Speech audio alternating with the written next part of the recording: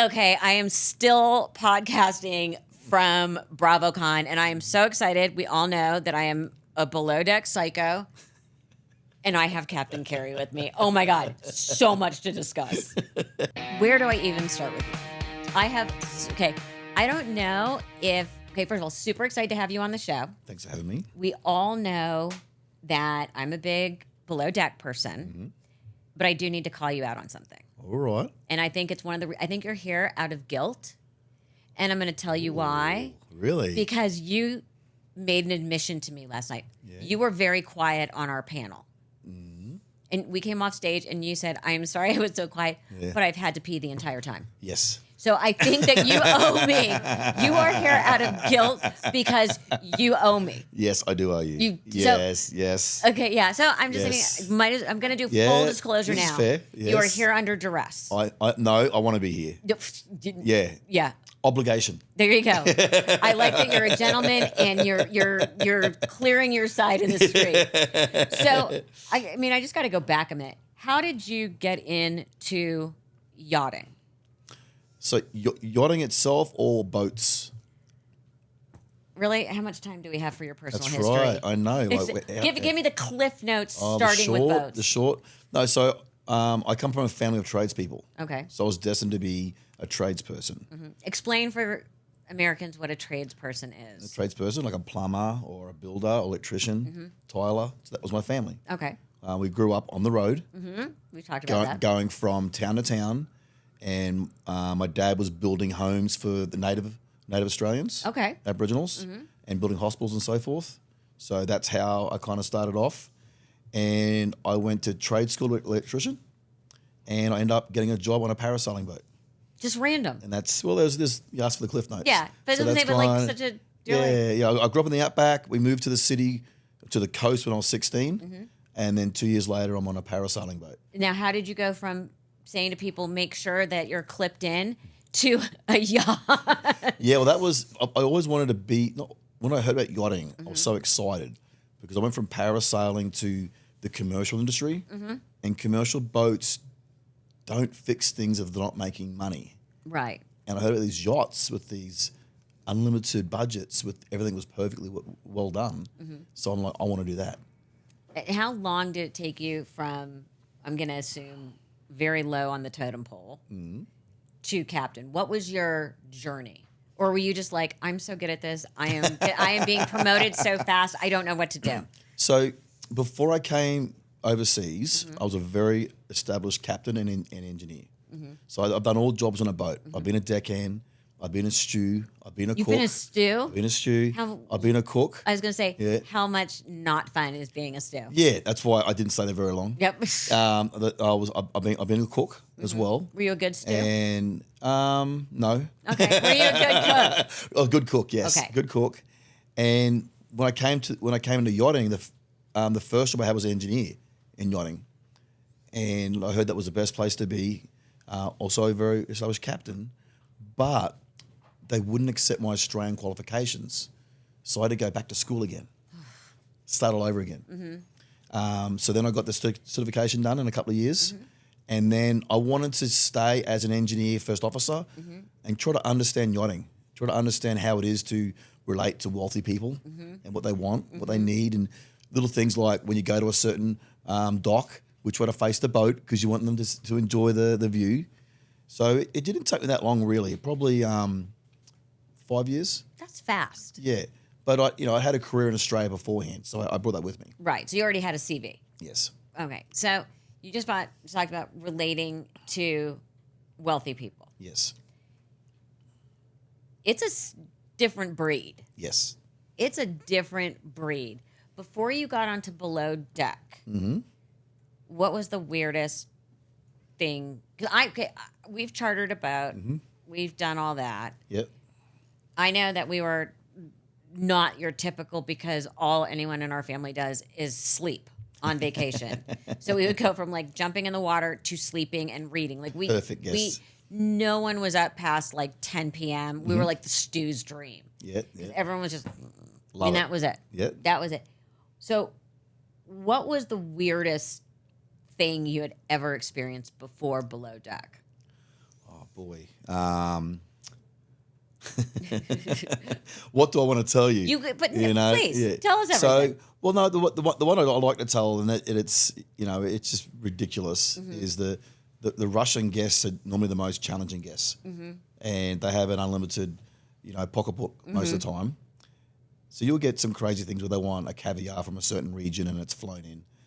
But this particular request was, we had the charter guests on the boat and on a couch on the aft deck, and the sun is setting over here, and he's like, "I want the sun to set over there."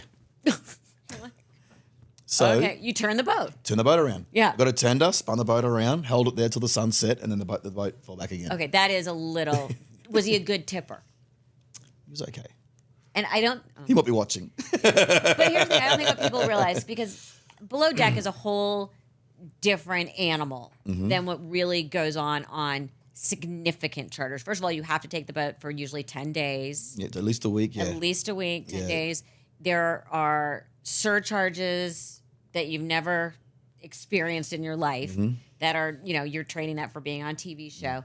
And usually the tip is not handed over in a big giant wad of cash. No, so typically the way it works is, like you're saying, right? Like when we do the show, the charter guests, they're buying a package. Right. It's a whole package deal. And I can't believe it's a great value. It's very, a very, great very value. Good, very good value. Yeah. But typically, and as you'd be aware, the process is just say the charter for the week is 400,000. Right. Right. Which, by the way, is like for an average boat now. Yeah. I mean, nice. The same day would be about that 400 for a 200 footer. But then 100,000 in cash is fronted. Yep. To the boat. And then that cash is then used to get things ready. Right. So fill the boat up, get food for the boat, bribe the dockhand. Yeah, exactly. The dock master to get you into Central Pay, all those kind of things. And then at the end of the charter, if there's cash left in the safe, then you kind of talk to the primary and you kind of talk about what you want to do. And if you're a smart captain, you get their credit card early on. So there's all that cash in the safe. So at the end, they're like, just keep it. Yeah, exactly. Yes. But the captain generally has the authority of how much each person gets or each department gets. So yes, that is correct. And I've been in different situations on how it's divvied out. So, equal share amongst everybody. But on a heavy charter program, I've been part of arrangements where the full-time crew get 2 shares and the person who's just filling in gets 1 share. Okay. And the reason for that is the full-time crew are getting the boat ready for the season and they're there after the season where there is no tips. So the captain was like, you know what? And it was a relief captain who did this. He said, I only get 1 share because you guys are always here. Right. So there's different ways of doing it, but for the most part, every single person on the boat is important. Yes. So we all get an equal share. That's very generous. I mean, I personally am the person, like when you all go out to dinner as a crew, back in the day when actually people carried cash, I'm like, oh, I'll put down my credit card. Everyone give me cash because you always end up paying less. I'll try that. Always thinking. Love it, yes. Thinking.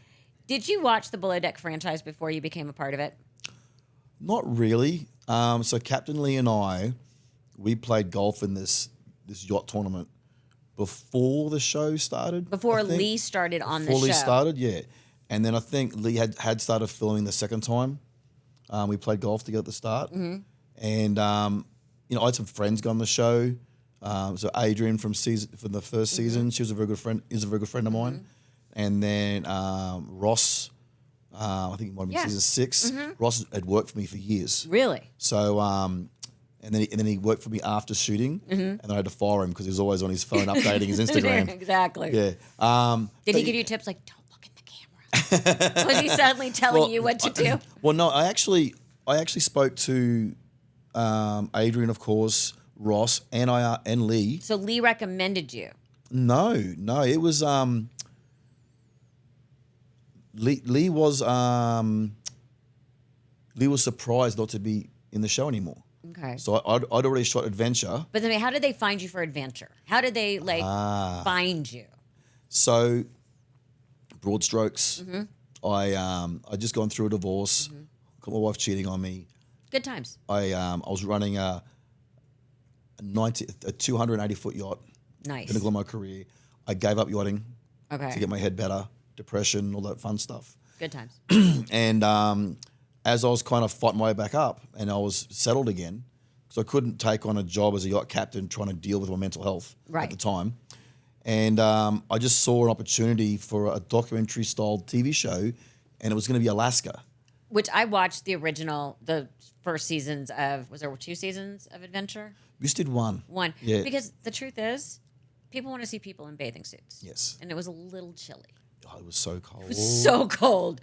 It hurt. I jumped in the water. Yeah, because you had to. And I did it at the end of the season, which I should have done at the start because it was warmer. Yeah. And it was painful in the water, yeah. So you interviewed, what was the process to get on Adventure? So we're doing a lot of Zoom calls because it was around COVID time. And I don't tell many people this. So I actually put the filter on the Zoom. So I never met anybody until I got to Norway. What filter did you put on? A soft filter. Oh, you got So good lighting, yeah, blown yeah. out. So I arrive in Norway. They're like, Captain Kerry, like, who's this old guy? I'm like, it's me.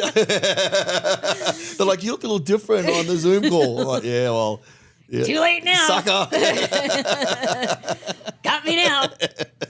So how did you get, you started to bring it up, how'd you get from, you were friendly with Lee, and so I heard he didn't really want to leave the show. Correct. So Yeah. they pushed him out, basically. Yes. And how did they get to you? So they were interviewing people, and then I got a random phone call, and they're like, "Hey, this is such and such from 51 Minds and da. And at the time, I'd actually spoke to my agent and said, "Hey, look, let's Your captain agent, not your TV agent. my Or did you already have a TV my agent? TV agent." Okay, stop. So you did one season of Adventure and managed to lock down an agent. Yeah, Do you realize how fast Hollywood you went? yeah, I know, right? Yeah, I mean, yeah. that's quick. Well, I had some good friends around me, and they're like, "This is what you need to do. Get it right the first time." So we did that, and I said, "Look, let's pitch for me to do Adventure because it hadn't been iced yet. We didn't know what was going to happen with it, Right. And I want to have a shot at doing original." And he's like, "Nah, they won't let you do both shows." So he didn't even try. Right. He just said, "Nah." And I know they were interviewing, and Adrian from the first season said, "Hey, look, I know 2 captains who are interviewing for the show. Do you mind talking to them because they're a bit skittish?" Right. I'm like, "Yeah, no worries." And I'd actually was happy doing one season and be done. Right. And then I guess they got to a point, and someone in NBC said, "No, look, we want you to hire Kerry." And I got the random call, and I met with everybody, and in a matter of weeks, I think it was, I was filming. So how different is, and people, they know this now, how different is it when you're doing a very compressed season, your guests are there for max 2 nights, maybe a long one 3, Yep. and you are having to create an entire experience for them that's TV worthy in 48 hours. So I don't even think about the TV worthy part. I just do my job. Right. I don't think about how things are going to show up, how things are going to be seen. But you want the boat to come off well. That's the job of the producers. You know what? You're just like Pat's, like, not my job. But I think that's where I'm relatable. I think what people do like what I do on the show is I'm not thinking about the TV. I'm not thinking about what you're thinking when I say something. I'm just doing my job. Right. And the best thing about the show for me is because I get to watch myself in the workplace after, I can improve how I do my job. Right. How I communicate and how I may affect people without realizing it. I may say a certain word that might be funny to me as an Aussie and upset someone else. Yeah. But we've got a whole team there. We've got the Fraser does a fantastic job. And a friend of mine, he's the best. He's incredible. He is the best. And when I filmed with him the first time, his previous season was coming out while we're filming. Oh, yes. And that's challenging because you're trying to make up for mistakes from a year ago that seemed like real time. Right. So I had to sit him down a couple of times and just like, dude, breathe, mate. I know, turn your phone off, don't look at what's going on. Let's just do this job. And what people don't understand is we're really doing a job. We're the only crew there. There's no shadow captain or shadow stew. I mean, you don't see the engineers, but they're there. Right. It's you don't need to make good TV because it just happens. Right. Because it's compressed, like you said. You're in a pressure cooker. How much do you actually know what's going on with the crew while it's happening? Or are you really making sure to step back and let all those stories unfold? Like, was it Solène? Mm-hmm. I mean, that girl, like, wow.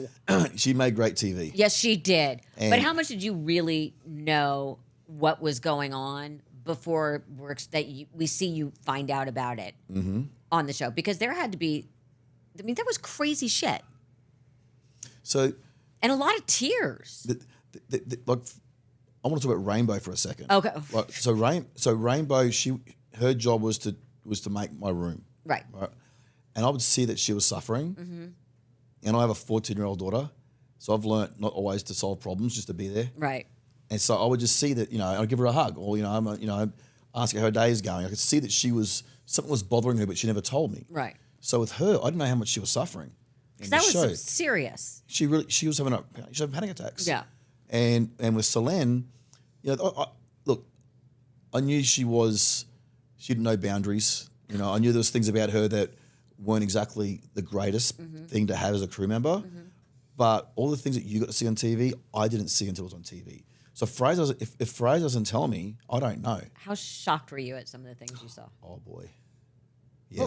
But what I never understand is why someone is hired by the show who says, I have no experience. Yep. And they're like, sure. I mean, I feel like sometimes they're setting you up for disaster. Well, not you personally, but when you hire someone on a mega yacht and they walk on going, I've never been a stew before. And it's just like, we know, like, okay, this is going to be great watching because someone is, I mean, you're throwing someone in like into the fire. You're 100% right. The thing is how do you start your first job? Maybe not on a mega yacht. Well, you got to be a stew somewhere, right? Or a deckhand somewhere. So having a green crew member is not unusual. Right. So for me, what I could see of it, she was like a court jester. She cracked me up. She was so funny. She was hilarious, but... And she made many people happy. Yes, a lot of people happy. Unfortunately, she also caused a lot of tears. Yes, a lot of tears. Yeah. So, in your time as on Below Deck, not before, what episode did you finish and go, oh my God, I can't believe we just dealt with this? Like the crazy drunk lady on Down Under, like that we saw this last season. Like, whoa. Like, that was my show. That was yours? Wait, you're the one that locked her in the cabin? Okay, yeah, I want to go back to... Oh, yeah, we started talking about that last night, but you had to go to the bathroom, so I did not get enough of an answer. You already finished when I went to the bathroom. Yeah, no, I wasn't, because when I brought her up, I said, flat out, she was overserved, and all you said was she was overserved before she got on the boat. Yes. And then you clammed up. And I was trying to suck it out of Fraser. Yeah. So what Fraser did was, we only see it, obviously, in the one episode, that it was a 4 It was crazy. hour. Okay, so you had to have flagged her as she was getting on. So what they don't show is, like, the guests are coming, right? Right. So it's a production. They're all coming, and some people are loud and they're not drunk. Right. They're a little quiet and they're blind. Right. Right. So you first kind of gauge what's happening, and when she came on the boat, her and the primary, I forget what her name was. I'm blanking on it. Helen. No, the Kelly. Kelly. Like I'm driving the boat, and Helen and Kelly are kissing me on the cheek as I'm driving the boat. They don't show that part. So when I get to location, I walk out, and I always walk out when we get on location just to get a gauge for the space, because we don't allow people to use the jet skis and drinking, and I kind of get an idea. Basic talking, safety rules. Yeah. So it's my chance to kind of survey what's happening, and then I'll let crew know, like, hey, da-da-da-da, she can't use the ski. She comes down, offer her something else to use, like the sea bob or whatever it might be, So I go out and gauge the space, and I got out there and she was being very loud, and nobody wants to be a party pooper. No. And what's made me very successful in yachting is I don't bring problems, I bring solutions. So I'm thinking, what else can I like to be the problem do? and the solution. Yeah, there you go. I like being both. One-stop shop. Exactly. I make it very easy. So I could see that she didn't want to drink, and I think I went to Rainbow and said, look, just give her like bubbly water and just tell her it's. And Put a splash on the top. Yeah. But then when I heard her yell and carry on and run downstairs, I went straight to Helen and said, look, I've got to cut her off. Right. And Helen's like, absolutely. So what I was telling her as she jumped in the water was, if you want to go out in the boat, you must wear a life jacket. Right. Or you can go upstairs and sunbake and party. Yeah. And Two choices. Before I got that out, she jumped in the water. And You were not happy. actually inside I was laughing. You're like, we're gonna fish her out. She gave me a big FU, right? Yeah. And I'm like, fair enough. Like Right. we've all, all right, here it is. I've had a few drinks and gone for a swim before. But it's you like, know? all right, here we go. Yeah. So I'm like, okay, kind of funny. And then she came out of the water and I thought they'd be over. Right. But she's made a point, no worries. And she actually tried, we missed a frame where she tried to get in the water again and I had to kind of grab her. And then I'm like, no, I don't want to grab her. Right. And then you see us all walking up and the crew were amazing. Like, we didn't train this, but everyone just fell on the line. We just made this wall. And then she went for me again and just reflex. I kind of twisted her around behind her back. Yeah. Without, it was just a reflex. Yeah. And then our faces are already at each other and snot's coming out of her nose. Oh, pretty. And then she's spitting all over spitting, you. and she scratched my face. But she wasn't trying. It was just. It was a lot of incident. flailing. Yeah, she wasn't trying to hurt me. No. And then when she went up, we got up the steps. I knew we had like a theme was a pillow fight. And I don't know if they catch it in the frame, but she's above me and she's like, "Fuck you, Captain!" No. She's throwing pillows at me, and I'm looking at her. I'm like, "The pillow fight's tomorrow night. What are you doing?" Like I was really having a. Did I miss a day? It was for me. It was like an out of body experience because before like my wife's betrayal, I had a lot of ego, and I would take things personal. And then once you've gone through depression, you've come back out, you see things different. Yeah. So I saw her as a wounded animal. I didn't see You her. are very generous. I saw her as a fucking crazy drunk bitch. That's what I saw. You saw a wounded animal. I thought, oh fuck, here it goes. I could see she was tormented. She had all these demons, and I wasn't. By the way, like, okay, sure, like that's very nice of you. She was crazy. She was crazy. Yeah, she could be wounded. She'd be just like, bottom line, net sum. But the thing is, but if I came at it with ego, it would have been much worse. True. Okay, true. I don't mean to rain on your positive parade, but okay, continue. Yeah. So she's throwing shit at you. So she's throwing shit at me, and then we get inside, and I'm like, okay, she's anti-man right now. Right. So, I wanted the stewardesses to talk to her, and I'm worried, what if she flips out on them? So then I had the charter guests, and these were steps, but like she was yelling some really bad things. Like I can't even repeat the things she was saying. Bad. And I went up to her and I said, I know why you're doing this. It's because we can't record it, but we can still video it. Yeah. And then with the room thing, that was it just happened so perfect. Like she'd come out, she, I just wanted to go to bed and just sleep it off. Right. She kept coming out of the room, kept coming out, kept threatening me. And that's when I got to that point where there's one authority on this boat. Right.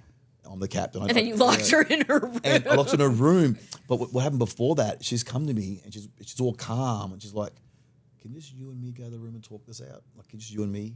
And I'm like, hell no. No, I'm not being alone in the room with this Hell person. no. And so I opened the door to say no. And that's when then she just walked like she was the Queen of Sheba. Yeah. And you went, and bush. But what I love is you turn around to the crew and say, someone has to guard the door at all times. Yeah. And then you walk away and they're all like, we're supposed to sit in front of this door. But I was there for like half an hour before that. Yeah. So you miss. For half an hour I'm holding it. But as it happened, the camera crew were laughing. And the guests behind them are laughing. Yeah. And I'm trying to give a straight face because I can't laugh right now. I love that her friends are laughing. You'll see a kind of a smirk. Yeah. It was just perfect. It was just like, you couldn't have created it if you meant to create it. But I was there probably a good half an hour holding the door. And then it went quiet. So I was worried about her safety. So then I had Damo hold it. And I went upstairs and looked through the skylight to see if she was okay. And she was still breathing. She was still breathing. There you go. She was dialing at the FBI or somebody. Yeah. And then you guys got rid of her. But her friends were like, take her. Oh, yeah. They were like, she's got to go. She's not ruining our vacation. Well, that's the thing. Like some charter guests could try to argue with you. They're what like, you should do. They're like, nah, do what you got to do. Take her. And then the French police, they wouldn't come on the boat. So I had to kind of bluff her. They weren't going to come and get her. So I said, can you guys... So I'm talking to Fraser in Australian English. Yes. and then he's translating in French to the police officers. We're going back and forth, and they weren't going to come out. They're like, no, sorry, no jurisdiction. I said, Right. just get in the boat and stay in the boat, and I'll tell her that she's going to go to prison if she. Right. And then so I bluffed her off the boat. And then you sent one of her friends with her who like lost a whole fucking day at church. Or excuse me for saying it. That was a primary. Yeah. Yeah. Someone had to keep an eye on her. Not your problem anymore. I did get off the boat. So, do you think you will ever be able to top that? I mean, will you? Do you think, or what haven't we seen that's coming? Oh boy. Well, we haven't filmed the next season, so let's see what we have. I mean, Yeah, you clearly know something is coming. Look, there's always going to be somebody who wants to max that. Yeah. You know. But yeah. So what's next? What else outside of the boat? Are you dating? Are you happy? Are you figuring out how to live life as a TV icon? So the big for me, there was a time when I was a Superyacht captain, and that was my only job. And I had a moment and it was only a moment, what's my contribution to the world? Right. You know, I'm just going to drive rich arseholes around and burn fossil fuels, and is that my legacy? Right. But that's as far as it went. The show has given me this opportunity to put the spotlight on things bigger than me. Right. And also my journey has made me aware of more things, where before I would just put my head in the sand. I don't want to know about kids' cancer. No. You know what I mean? I don't want to know about child suicide. I don't want these things. It's the this. La, Like, la, la, la, la, yeah. la. So now I use it for that. Like I'm working with the teenage suicide prevention right now. Where they're using artwork to keep kids alive. So the artwork of their son, they show it to kids and they can communicate with it. Right. And then I've got an artist right now who's going to use part of my journey, what I went through, and he's also writing a book about bullying and teen suicide. And he's actually doing artwork on my Porsche, upstate New York. And then we're going to go to different schools, and I'm going to talk to kids. Right, about what a better way mental to health. pull up on a cool car, Yeah. to get them talking about it, and then there'll be this amazing artwork on the hood and the doors of my car, telling a story. So where is home for you? I live in West Palm Beach. Long way from the Outback. Yeah, well, I've been here 22 years. That's crazy. How Yeah. does your family? Do you have siblings? Yes, I have a sister. Does she look at you and go like, "Who are you?" It's- and how did you get here? Well, the funny thing is, all my friends are like, I'm still the same bloke. You know, like I haven't changed at all. You're like, I'm No, still the and- same guy. I just have more expensive clothes. Exactly. I have a designer now. Yeah, I have a designer and I have a Porsche. What's up? I've got to trade. You know, I don't wear New Balance all the time. You know Yeah, what I mean? exactly. You go New Balance But right these now. are because my I love okay, my- BravoCon is. I love my New Balances. But BravoCon's insane. Oh, for the ladies. For the men too. Absolutely. How many But walking- hours? How yeah. many hours were you standing yesterday? Oh, even today. Yeah, Yeah. people don't get a it. lot. Does the screaming of the women ever get old? And you've got to have friends at home that are making fun of you. Your sister has to be going, "Oh, please." All my friends always are. They're giving it to me, 100%. I get and that's how you know you've got good friends, right? They Yeah. give you a hard time. Yeah. Look, I feed off the energy. I think it's awesome, you know. And what's so exciting to me is that different people take things from the show in a different way. So much for the drama, so much for the travel, and a lot lately people watch it for my management style. They love how I manage. I see a speaking engagement agent fairly soon if you don't already have one. That's the next step. Yeah. You know, you make a lot of money speaking. Yes. So I started my own podcast. We haven't released it yet. It's called Charting the Course, and we're building that up. And then the reason I want to do that is to get better at speaking. Yeah. Better at public speaking. So when I get that opportunity, I can. And just make sure you panic pee before. Do what? Just make sure you go to the bathroom before. We call it panic pee. Okay, one last question. Only because I have spent more time with Jason's cologne. Is he walk around like spraying you with this? He's spraying everybody with it. Yeah. Oh my God. Yeah. Like literally for the last 48 hours, that is all I've been able to smell. He's marketing his product. He loves it. Yeah. Oh my God. Yeah. Kerry, this has been so much fun, and I completely forgive you for the panel. Oh, thank you so much. I had a lot of stuff in my mind when I was up there, so I wasn't fully present. And when I found out that I had opportunity to sit with you today, Oh, you are such a liar. You are such a liar. No, I'd that's say why the whole you get. schedule. That's why you get the big tips. yeah. That is why you get the big. Don't even. I am too old for this shit. Don't bullshit a bullshitter. Beyond.